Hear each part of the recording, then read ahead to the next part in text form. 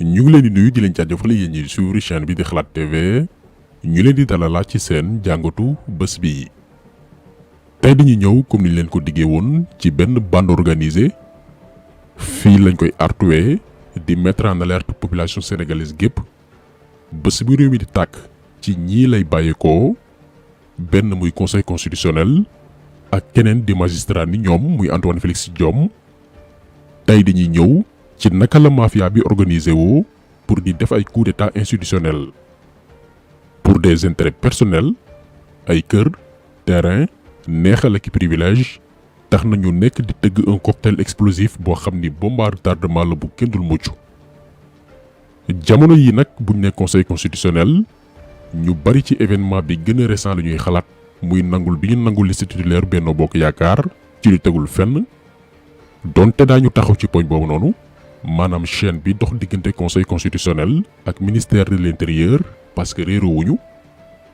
ndax ñu bari nax nañu leen ba ñu jàpp ni kuréel bu tëddee njaaxaanaay la faruñu fenn yoon kese la ñuy wax alors que gën naa sori li ko ñu bari foog. ñoom ak Antoine Diome réseau la buñ leen bëggal leeral nu mu demee ak naka la ñuy liggéeyee mais seen jubadi dafa jiitu coowal candidature ñeel élection législative yi ñuy dëgmal. boo jëlee par exemple conseil constitutionnel seen président muy Papa Oumar Sakho dafa impliqué wu ci ay complot politique depuis 2017 c'est un faiseur de sale boulot daañu leeral ci naka parce que bëggatuñu bàyyi ba ëllëg leneen na këtti na jonn ñuy soog a wax. léegi la ñuy xamal sénégalais yi le fameux réseau de magistrats yi nga xam ni motuñu fukki doomi aadama ñu néew lañ mais bëgg a téye en otage Sénégal gépp pour seen bànneexu bakkan ak seen intérêt. balaa ñuy xuus dañuy leeral d'abord ni conseil constitutionnel organisé woo pour que ñu bari xam influence ak pouvoir bi fa présidence de la république mën a am. ci ni ñu mooñee suñu république bi anam gi suñu réew yi di fonctionner dañ ne njiital réew mi il est le chef de la magistrature suprême mooy kilifa di itam buuru bànqaasu yoon bi nga xam ni mooy ceytu ak a càmbar ni ñuy appliquer loi yi. boo jëlee par exemple Sénégal moo tax bu ñuy amal conseil supérieur de la magistrature bu ponkalu magistrat yi waree daje ngir loolu jël ay ndogal njiital réew mi mooy ñëw daal di koy présider di tànn ñenn ñuy jiite bërëbu attekaay yi fépp ci Sénégal kan mooy doon procureur de la république kuy doon doyen des juges. ba ci conseil constitutionnel mi nga xam ni benn la ci institution yi ëpp solo ci réew président mooy tabb kan moo koy jiite ak ñenn ñooy topp ci ginnaawam. yaakaar naa kon bu ñu yemoon fii rek ku nekk war naa mën a xam léegi lan moo tax le pouvoir exécutif présidence de la république mën a am influence mën a defloo di waxloo ab attekat wala président du conseil constitutionnel. séparation des pouvoirs bi ñuy wax c'est du bluff ay caaxaan la. léegi nag comme que président mooy tabb di séddale di xool ku muy yégal ku muy wàcce ci institution judiciaire yi bu dee ab magistrat nga boo xam ni sa bànneexu àdduna dong moo la yitteel ak nooy amee ndombal tànk yu gën a kawe ci wàllum yoon da ngay mujj di tarbi président de la république ndax sa avancement ak sa dellu ginnaaw ci wàllum liggéey ci ay loxoom la nekk. lii nag la magistrat bu ci mel ni Souleymane Teliko jiite woon mbootaay gi ëmb mboole magistrat yi ci Sénégal doon xeex en tant que juge àttekat defoon ko combat ngir mu dakk maanaam président génnee loxoom ci anam gi yoon di doxee. Toutes les études ont montré que c'est par la gestion de la carrière que l'exécutif peut contrôler indirectement le judiciaire. C'est-à-dire que bu fekkee dans un pays dañoo bàyyi exécutif bi muy tànn juge yi di tànn procureur yi loolu mun na jur musiba parce que day tànn ñu ko neex. mën na ci seet bu fekkee xam nga ñun ñëpp yemuñu boo fi nekkee 300 magistrats mën na si am ñaar wala ñett ñoo xam ne. yomb nañ influencé. bu fekkee dañoo bàyyi exécutif nag muy tànn ñu ko neex mën naa tànn ñenn ñi ñoo xam ni ñu ko neex ñooñu tamit jàpp ni ñii ñoo ma tànn am esprit de gratitude ba def loo xam ni loi nangu ko. moo tax ñuy wax ni dañoo war a am ay mécanismes yoo xam ni exécutif du am benn influence ci carrière boobu. maanaam juge bu nekkee fii waruñu ko def comme n'importe quel autre fonctionnaire ba nga xam ni exécutif day xëy rek ne tey jàpp naan da nga war a dem da nga war a jóge Dakar dem Tamba da nga war a Dakar dem Kaolack li ñuy bañ lu tax ñu loolu parce que mën na jaam pouvoir boobu mën na ci abuser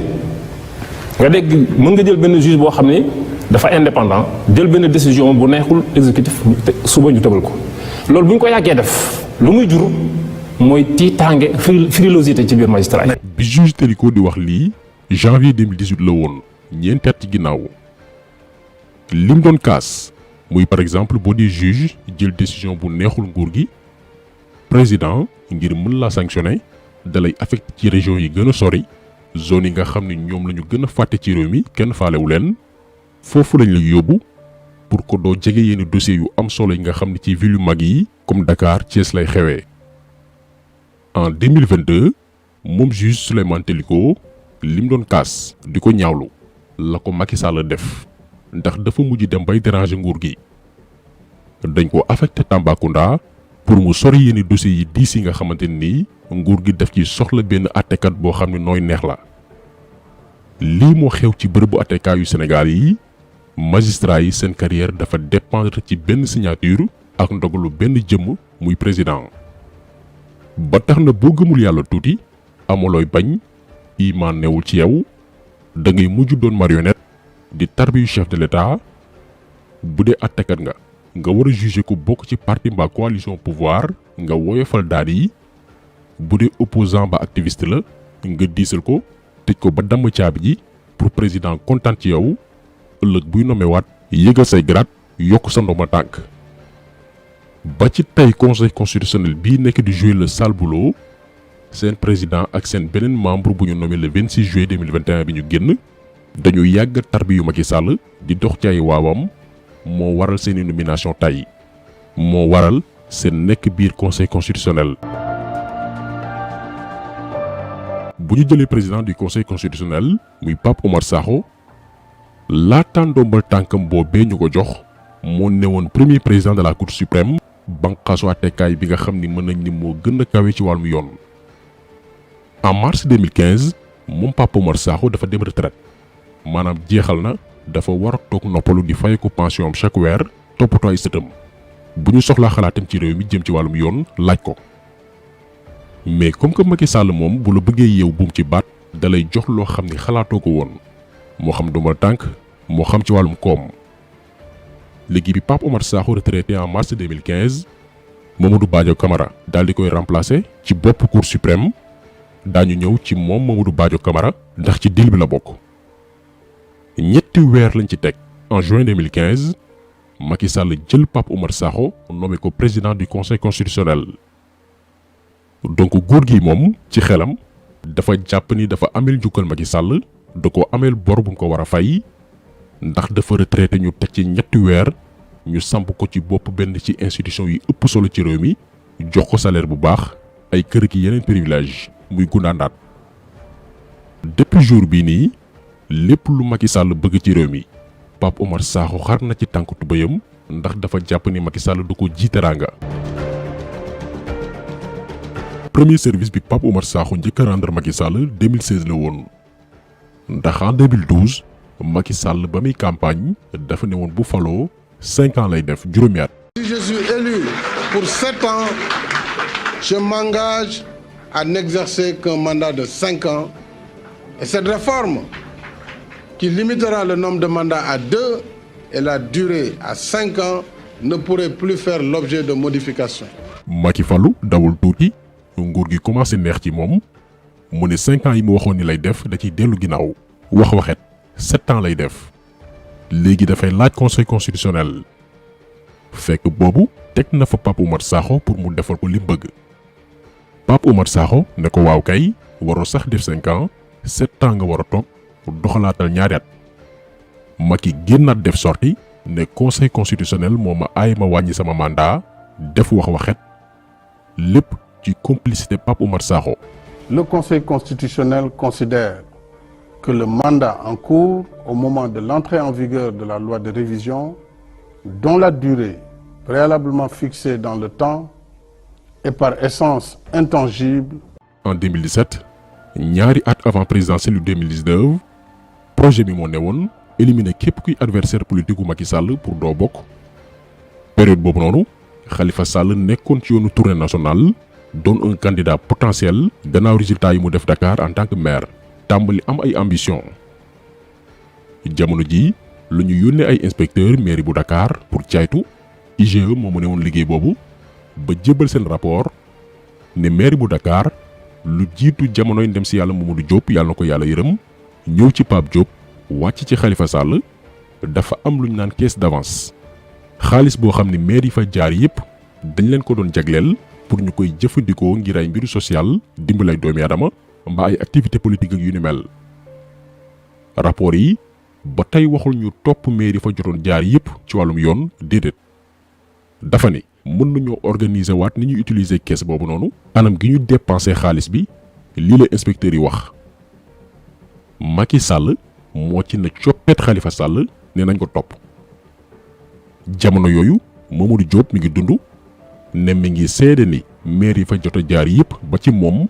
caisse d'avance bi noonu Khalifa Sall doon ko jëfandikoo moo ko tax a jóg te mën nañoo sax def ay dépense te maire bi sax xaalis bi du tege ci loxoom. Pape Diop moom itam def même témoignage yi ne ni Khalifa Sall doon utiliser caisse d'avance bu maire bu Dakar moom noonu la ko doon jëfandikoo mais teewul Khalifa Sall kott lañ ci tànn moom cundum parce que moo newoon l'homme politique bi ñu waroon sacrifier bi ñu waree jàpp Khalifa Sall en 2017 xool yan tuuma la ñu war a mën a gàll ci loosam ngir non seulement bu ko jant bi mais aussi même bu nekkee kaso du mën a présenter wu ci benn élection ci Sénégal. bi ñu waree tëgg lii am na ay seede Macky Sall moo wóolu palais kii di Pape Oumar Sakho di tey njiitu conseil constitutionnel wóolu Mamadou Badio Camara mi nekkoon premier président cour suprême bërëbu àttekaay bi gën a kawe ci Sénégal wóolu itam Antoine Félix Diome jamono yooyu moo ne woon agent judiciaire bu l'État ki nga xam ne ci tribunaux yi mooy chargé dëgëral tuuma yi jëme ci ki nga xamante ni état da ko joxoñ baaraam. ñu wóolu itam procureur de la république jamono yooyu muy Bassirou Gueye. am na ñeneen ñu ko teewe woon mais ñii rek la ñu leen di limal pour wal leen ni pexe complot ak yàq gor yàgg na Sénégal et toujours ce sont les mêmes personnes même bopp yi ñii ñu leen limal kenn sañu ko weddi. Oumar Youm ne woon jamono jooju directeur de cabinet du président fekkee woon na ndaje boobu noonu réunion baa ngi amee woon palais ngir xool naka la ñuy éliminer Khalifa Sall politiquement et juridiquement. gannaaw réunion bii nii la ñu téye Khalifa Sall en mars 2017 condamné ko juróomi at kaso en mars 2018 ba tey mois de mars jàppaleen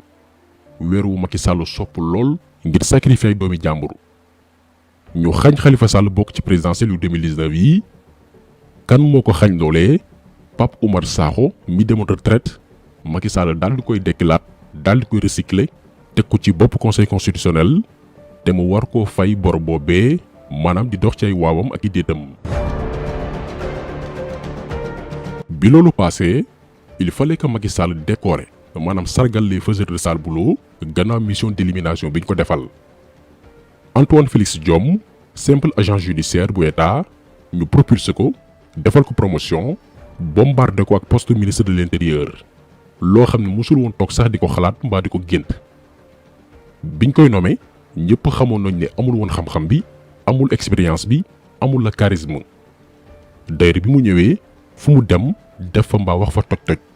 ba ñu bari jàppoon ni dafa war a bàyyi wax bi tey bind. li waral loolu nag mooy Macky Sall bëggul kàngam bëggul ay borom yu bopp wër ko wala bu dee ay borom bopp dañ koy wër itam ñu saay-saay la ñuy doon. Macky Sall li mu bëgg mooy ay larbin ay dunguru ay xuusma ñàpp ñoo xam ne bu leen tabbee poste bi dafay rëy ci ñoom ba duñ ko gëmee su ko defee ñooñu di ko jaamu di ko tarbiyu lu leen sant ñu def ko te duñu réfléchir mooy genre Antoine Diome yi. ñu ne déetawaay keneen ku bokkoon ci complot Khalifa Sall bi muy Mamadou Badio Camara te remplacé woon kii di Pape Oumar Sakho ci bopp cour suprême en 2015 waroon dem retraite en avril 2020. au lieu que ñu remplacé ko Macky Sall bàyyi ko fa ba juillet 2021 daaw pour neexal ko. gannaaw gi mu nommé ko en tant que membre conseil constitutionnel parce que ñoo ngi waajal beneen complot politique et il fallait que ñu placer les meilleurs pions ci bànqaas yi nga xam ne ñooy décider surtout jëm ci wàllu candidature ak kuy bokk ak ku warta bokk. kon ngeen gis ni ki jiite ministère de l'intérieur muy Antoine Félix Diome ak ki ñu teg ci bopp conseil constitutionnel muy Pape Oumar Sakho ak kenn ci yeneen membres yi benn réseau bu yàgg collaboré yàgg liggéey ci wàllum complot réerowuñu. lan moo xew ci dépôt candidature ñeel élection législative yi ñuy dëgmal Benno Bokk Yaakaar dafa déposer parrainage dafay njumte romb ligne bi ñu ko santoon au lieu que ministère bi ñu dénk bi réew mi day ceetu élection yi à travers bànqaasam bi nga xam ne moo leen yilif muy DGE bind leen ne leen seen parrainage dafa irrecevable defuñu loolu dañ ne patt pataaral bàyyi mu jàll parce que ñemewuñu def lu neexul Macky Sall su ko defee bu opposition bi dugalee recours ca conseil constitutionnel pour ñu annuler candidature Benno Bokk Yaakaar conseil constitutionnel danaan leen mënuma jël ndogal ci seen càkkuteef bii ndax ba tey amul benn acte bàyyi ko ci ministère de l'intérieur buy rejeter dossier waa Benno lii moo xew. beneen bi gën a flagrant mooy waa Benno Bokk Yaakaar dañoo defar seen liste ba noppi ñàkk respecté parité ministre de l'intérieur gaawatu génne benn arrêté ne liste suppléants yi dong moo am erreur boobu noonu titulaires yi bokkuñ ci alors que ñaar yëpp muy titulaire di suppléant ci benn liste la ñu nekk bu ci baaxul dafay annuler liste bi yëpp. au lieu que conseil constitutionnel wax lii droit ne amul fenn fuñ bindi ne suppléant ak titulaires yi ñaari liste yu bokkul la conseil constitutionnel dafa valider li Antoine Félix Diome wax ne Benno Bokk Yaakaar dafay bokk liste boo xamante ni matul. donc cercle bii na ko ñëpp xam ëllëg lu xew ci réew mi ne sénégalais yi conscient ci ne ñoom la Macky Sall daf leen yeew buum ci baat parce que dénk na leen loo xam ne daf leen jomb ñii dañoo retraité ba noppi waroon dem noppalu ñu neexal leen ak ay poste boole ci salaire yu dun logement ak yeneen privilège ñeneen ku ci mel ne Antoine Diome day ndaw mais poste bi leen jox dañ ko jombale seen bopp musul bokk ci seeni rêve tey bu ko Macky Sall ne woon sacrifier seen waa kër mu def ko parce que c'est un lâche-bot. ba tax na vendredi 17 juin bi di ñëw mobilisation dafay amaat place de la nation ak fépp ci Sénégal mobilisation boo xam ni artu lay doon xeex amul saaga amul taxawu ñaxtu lay doon pour wax groupe bii nga xam ne motuñ fukki doomi aadama que bu leen ay privilège xaalis kër ak ndombal tànk jarlee benn